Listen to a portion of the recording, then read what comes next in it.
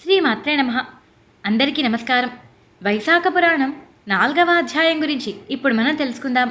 ఓం నమో నారాయణాయ. అంబరీష మహారాజుకి ఇంకా ఉన్న సందేహాలన్నీ కూడా నారద మహర్షిని అడిగి తెలుసుకుంటున్నారు. అవేంటో మనం కూడా తెలుసుకుందాం. ఓ నారద మహర్షి, వైశాఖ మాసంలో చేయాల్సిన దానాల గురించి మీరు చాలా వివరంగా చెప్పారు. అలాగే వైశాఖ మాసంలో పాటించాల్సిన ధర్మాల గురించి కూడా వివరించండి అంటూ ప్రార్థించారు. నారద మహర్షి ఎంతగానో సంతోషించారు. మహారాజా, నీకు ధర్మం గురించి ఉన్న ఈ ఆసక్తిని చూస్తుంటే నాకు చాలా సంతోషంగా ఉంది. తప్పకుండా చెప్తాను. నూనెతో తలంటుకొని చేసే స్నానాన్ని అభ్యంగన స్నానం అంటారు. పగటిపూట నిద్రపోవటం, కంచంలో భోజనం చేయటం, మంచంపై నిద్రపోవటం, ఇంటిలో స్నానం చేయటం, ఆహారం విషయానికి వస్తే ఉల్లిపాయ, వెల్లుల్లి వీటిని తినే పదార్థాల్లో ఉంచటం, ఈ 8 కూడా వైశాఖ మాసంలో బహిష్కరించాలి. వైశాఖ వ్రతాన్ని ఆచరించాలి అనుకునేవారు వీటిని చేయకూడదు. వారు కేవలం అరటి ఆకుల్లో కానీ, తామరాకులలో కానీ, విస్తరాకులలో కానీ భోజనం చేయాలి. భూసయనం చేయాలి. ఒంటిపూట భోజనం చేయాలి. పగలు భోజనాన్ని మానేసి రాత్రిపూట భోజనం చేయకూడదు. పగటిపూటే భోజనం చేయాలి. రాత్రిపూట ఏదైనా మిఠాహారం తీసుకోవాలి. వైశాఖ మాస వ్రతాన్ని చేయాలి అనుకునేవారు తామరాకులో భోజనం చేయాలి. అలా చేయటం చాలా మంచిది. దీనివల్ల అన్ని పాపాల నుంచి విముక్తి పొందిన వారై వైకుంఠాన్ని చేరుకోగలుగుతారు.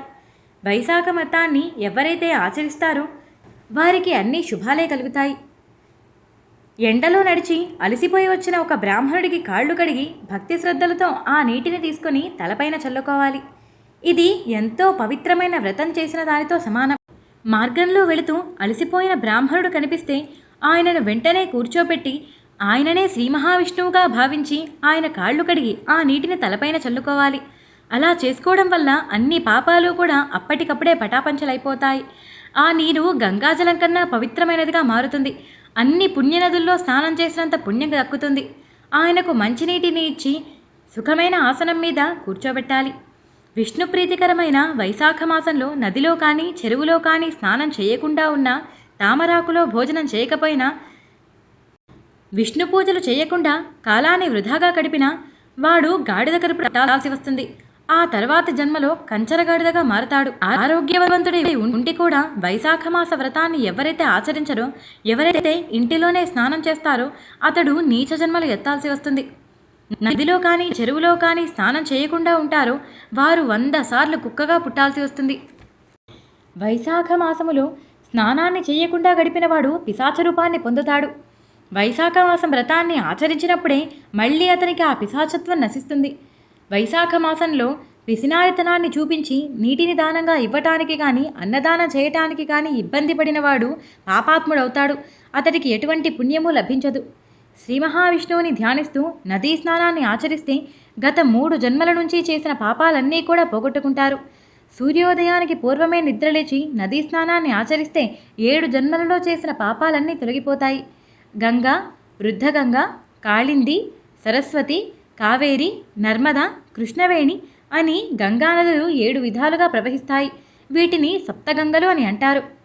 ఈ సప్తగంగలలో సూర్యోదయానికి పూర్వమే వైశాఖ మాసంలో స్నానం చేస్తే 1,000,000 జన్మల నుంచి చేసిన పాపాలైనా సరే అన్నీ అప్పటికప్పుడే పటాపంచలైపోతాయి.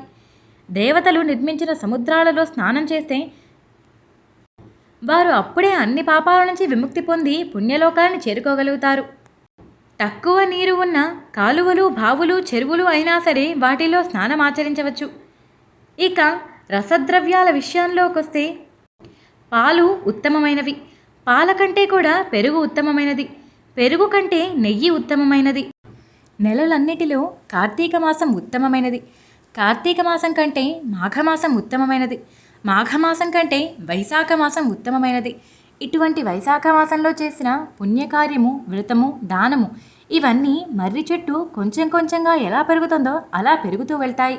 కాబట్టి ఇటువంటి పవిత్రమైన మాసంలో ధనవంతుడైన, దరిద్రుడైన ఎవరి శక్తి కొలది వాళ్ళు బ్రాహ్మణులకు, యోగ్యులకు యథాశక్తిగా దానాలు ఇవ్వాలి. కందులు, పండ్లు, వేర్లు, కూరలు, ఉప్పు, బెల్లము, రేగిపండ్లు, ఆకు, నీరు, మజ్జిగ వీటన్నిటినీ దానంగా ఇవ్వాలి. ఇవి దానంగా ఇవ్వటం వల్ల కలిగే పుణ్యం అనంతమైనది. బ్రహ్మదేవతలు సహితం ఈ వ్రతాన్ని ఆచరించే తీరాలి. లేకపోతే వారికి కూడా ఎటువంటి ఫలితము ఉండదు. దానం చేయనివాడు దరిద్రుడవుతాడు. దరిద్రుడు అంటే పాపాలు ఆచరించేవాడు అని అర్థం. అటువంటి పాపాలు చేస్తూ మళ్ళీ మళ్ళీ నరకంలోనే పడతాడు. ఇక వాడికి ముక్తి అనేదే ఉండదు. కాబట్టి తప్పకుండా దానం చేయటం ఎటువంటి వారికైనా అవసరం.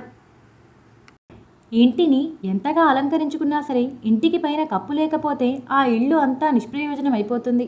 అలాగే జీవి ఎన్ని మాసవ్రతాలు ఆచరించినా, మాసధర్మాలు చేసినా, వైశాఖ మాస వ్రతాన్ని ఆచరించకపోతే అతడి జీవితమే వ్యర్థమైపోతుంది. అన్ని మాసాల వ్రతం కంటే కూడా వైశాఖ మాస వ్రతం చాలా ఉత్తమమైనది. స్త్రీ అందంగా ఉన్న, గుణవంతురాలైన, భర్త ప్రేమను కలిగి ఉన్నా సరే ఆమె వైశాఖ మాస వ్రతాన్ని చేయకపోతే దానివల్ల ఎటువంటి ఉపయోగము ఉండదు. వైశాఖ మాస వ్రతాన్ని చేయటం వల్ల ముక్తి లభిస్తుంది. మరికొన్ని సంతోషాలు దొరుకుతాయి. విష్ణు సాన్నిధ్యాన్ని పొందుతారు. అన్ని సుఖ సంతోషాలు అనుభవించిన తర్వాత విష్ణులోకాన్ని చేరుకుంటారు.